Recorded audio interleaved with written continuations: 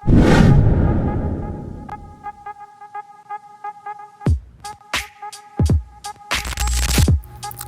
day everyone.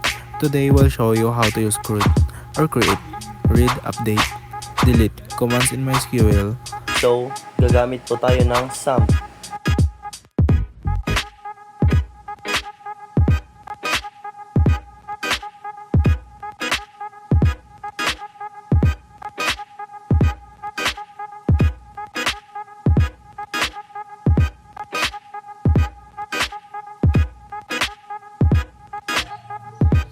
Let's say gusto mong gumawa ng database for students sa school. We'll use the command create and name it UAP.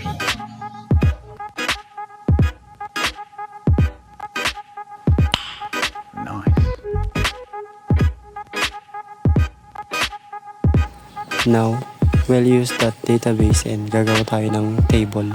Then, we'll name it student.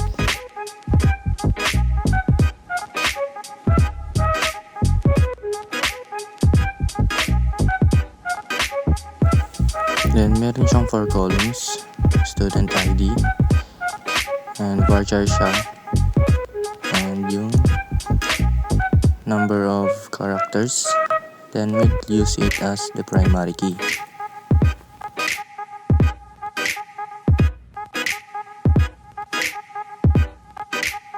Student name. Of course, para sa name ng student, varchar, maximum number of characters.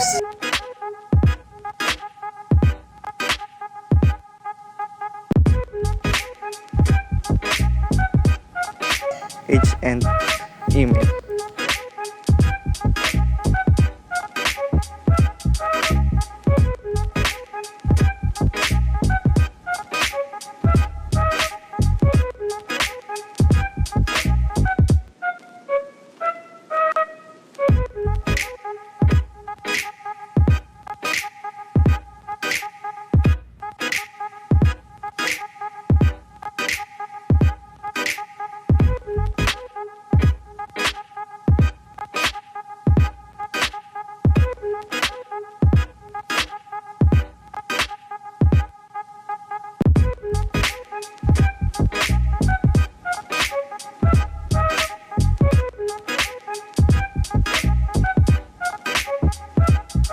Now, mag-add tayo ng data using insert command to the student table.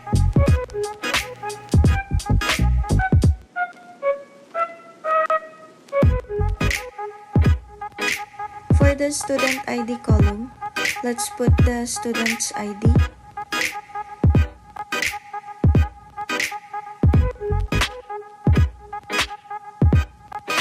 Then let's put Bustria Gibson for the student name column. Then 15 for age. And then the student's email.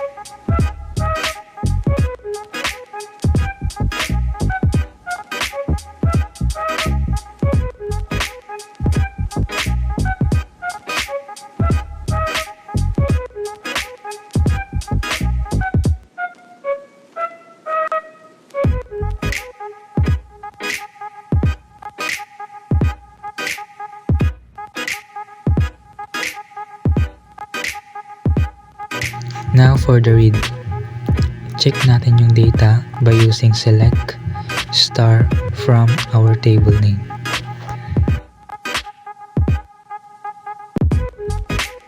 So now we can see the data we added to our database.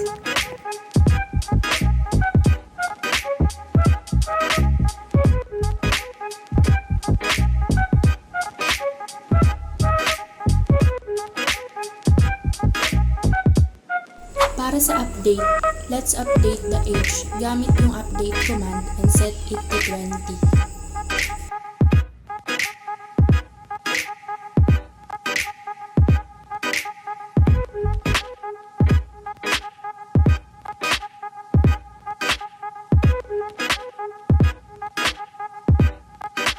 Now, let's check the data.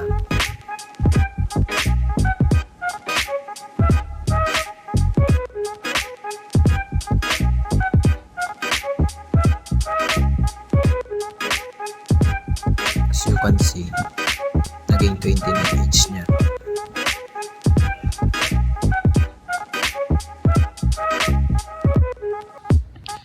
Finally, for the delete, i-delete natin yung mga data.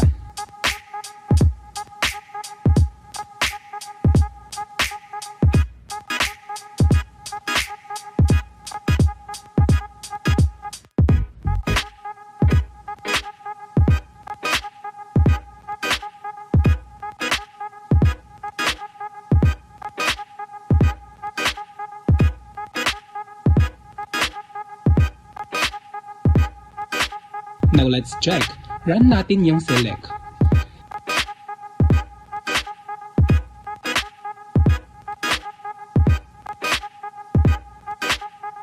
As you can see, nawala na yung mga data na in-insert natin kanina. Let's delete the database using drop command.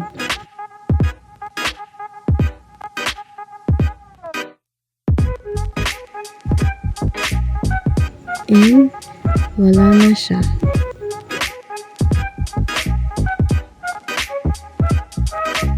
That's all. Sana may natutunan po kayo.